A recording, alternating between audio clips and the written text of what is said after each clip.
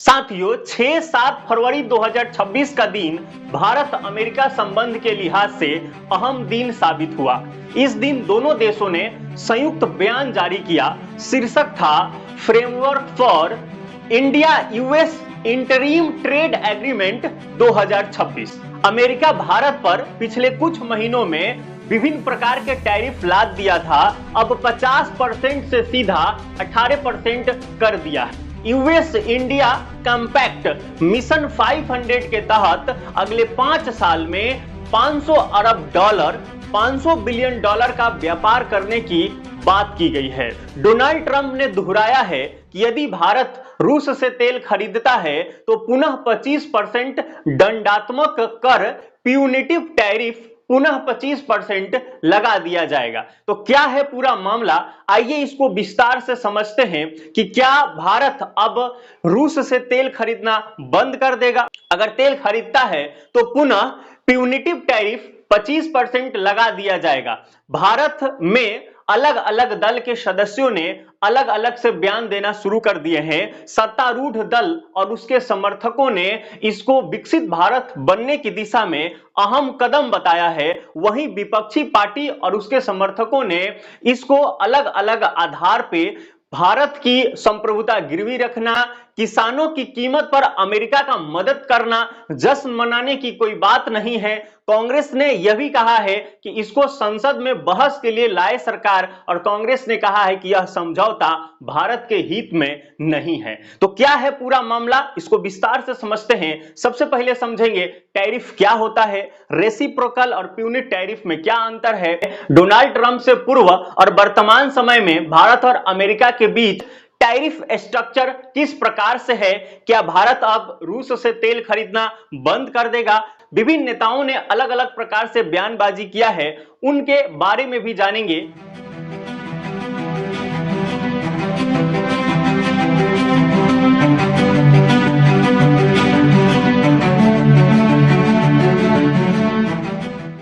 नमस्कार, मैं अनूप कुमार और आपका इस चैनल पर स्वागत है। साथियों सबसे पहले समझते हैं आयात निर्यात एक्सपोर्ट इंपोर्ट क्या होता है। देखिए, किसी दूसरे देश से अपने देश में वस्तुएं एवं सेवाओं को खरीदना मंगवाना आयात कहलाता है। इसे इंग्लिश में इंपोर्ट कहते हैं। निर्यात का मतलब है अपने देश से किसी दूसरे देश में वस्तुओं और सेवाओं को भेजवाना, बेचना निर्यात कहलाता है। इसे एक्सपोर्ट कहते हैं।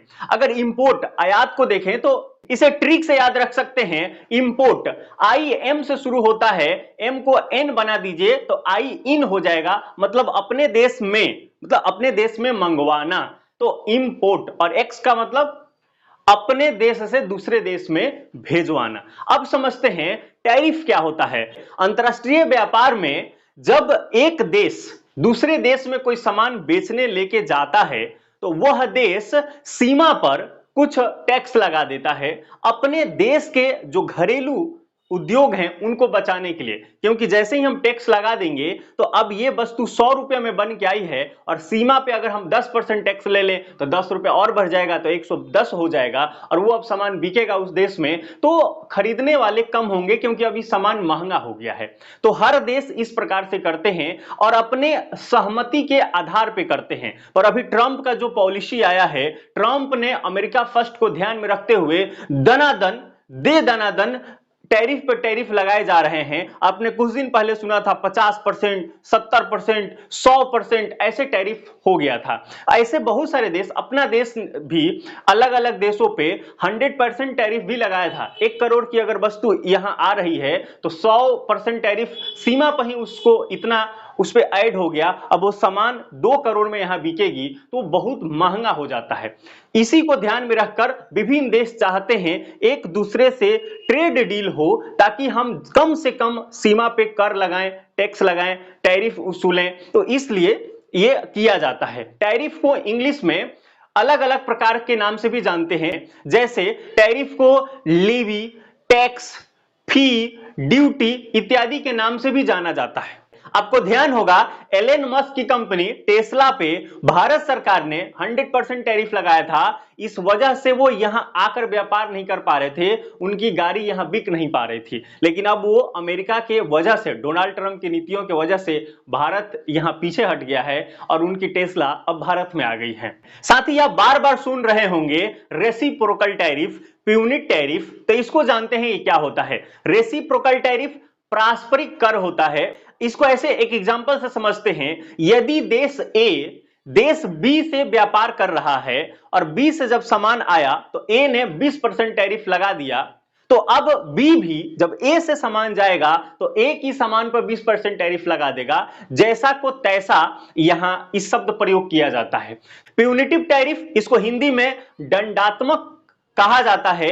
अमेरिका ने भारत पर, जब भारत रूस से तेल खरीद रहा था और अमेरिका बार बार दबाव बना रहा था कि तेल खरीदना बंद करें, तो अमेरिका ने टैरिफ लगा दिया, भारत माना नहीं इसलिए। तो वही जो टैरिफ, प्यूनिटिव टैरिफ है, दंडात्मक बोला जाता है। अलग अलग प्रकार से अब आमतौर पे ऐसे नहीं लगाया जाता, लेकिन अब किसी का अगर सर ही घूम गया हो, माथा ही घूम गया हो, तो अब क्या कर सकते हैं। तो सरे हुए संतरे और बौखलाए इंसान ऐसा ही कर सकता है। तो उन्होंने प्यूनिटिव टैरिफ के नाम पे 25% लगा दिया था और भारत सरकार शुरू से ही फरवरी 2025 से ही प्रयास कर रही है कि इनके साथ कोई व्यापार डील हो सके। और एक साल के अथक प्रयास के बाद, निश्चित ही प्रयास तो कहना ही पड़ेगा, क्योंकि ऐसे व्यक्ति से डील कराना थोड़ा टफ काम हो गया है जो कि केवल अमेरिका फर्स्ट की नीति अपना चुका है। तो ऐसे में भारत की अथक प्रयास के बाद अब डील 7 फरवरी 2026 को अंतरिम रूप से सिरे चढ़ गई है, जो कि अनुमान लगाया जा रहा है कि इस अंतरिम समझौता को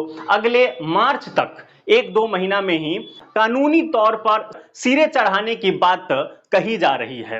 अब समझते हैं भारत और अमेरिका के बीच टैरिफ का जो स्ट्रक्चर कितना परसेंट था जब ट्रंप नहीं थे, और अब ट्रंप आ गए हैं और अब डील हो गया है इसके बाद। तो 3 चरण में इसको समझते हैं। तो पहले देखते हैं जब ट्रंप नहीं थे उस समय क्या होता था। 2 से 3% टैरिफ हुआ करता था, जो कि बहुत ही कम था और भारत के पक्ष में था। इसलिए राजद सांसद मनोज झा ने एक्स पर कहा कि जश्न मनाने की बात नहीं, बुरे से बुरे वक्त में भी हमारा टैरिफ 2.9% ही था। धमकियों के जरिए इसे बढ़ाकर 50% कर दिया गया, फिर इसे घटाकर 18% कर दिया गया। क्या यह जश्न मनाने की बात है? सरकार पूरे देश को गुमराह कर रही है। हमने सबसे बुरे दिन देखे हैं, हमने पाबंदियां देखी है, लेकिन यह नहीं देखा। इसलिए मुझे लगता है जब यह स्थिति फिर से आएगा तो इसका असर सड़कों पे पड़ेगा, क्योंकि आप हमारे सबसे महत्वपूर्ण सेक्टर कृषि को और ज्यादा कमजोर बना रहे हैं। 20 जनवरी 2025 को डोनाल्ड ट्रंप ने दूसरी बार शपथ ग्रहण लिया अमेरिका के प्रेसिडेंट के तौर पे। तब से उन्होंने टैरिफ लगाना शुरू कर दिया। अभी जो ये डील हुआ है उससे पहले भारत पर 50% का टैरिफ था। 25% रेसिप्रोकल टैरिफ और 25% प्यूनिटिव टैरिफ। तो प्यूनिटिव टैरिफ तेल लेने के वजह से हुआ था, तो इसको समाप्त कर दिया गया है और 25% को घटाकर 18% कर दिया गया है। पहले इफेक्टिव जो टैरिफ था वो 50% था, पर अब 25% समाप्त और 25 से 18 होने से इफेक्टिव जो है वो 18% हो गया है। अमेरिका के डोनाल्ड ट्रंप बार बार दोहरा रहे हैं कि यदि भारत तेल खरीदता है तो पुनः 25% का दंडात्मक कर लगाया जाएगा। साथियों, आपको क्या लगता है कि क्या भारत अब रूस से तेल लेना बंद कर देगा? अब ऐसे तो भारत पे दबाव बनाया जाएगा कि सुरक्षा सामग्री भी ना लें, रणनीतिक तौर पे जो भारत और रूस का संबंध है उससे पीछे हट जाएं। तो आप बताइए कि क्या व्यवहारिक रूप से संभव है?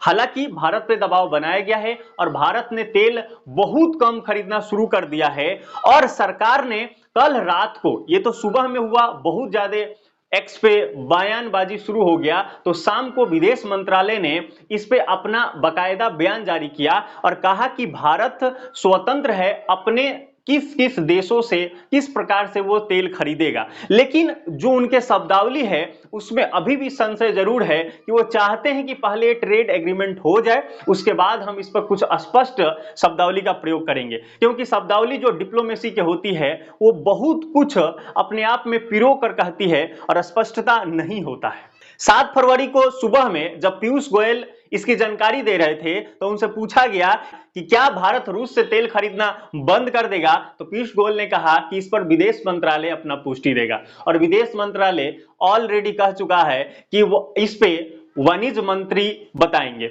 ऊर्जा सुरक्षा के मामले में 140 करोड़ भारतीयों की जरूरतें सर्वोपरि।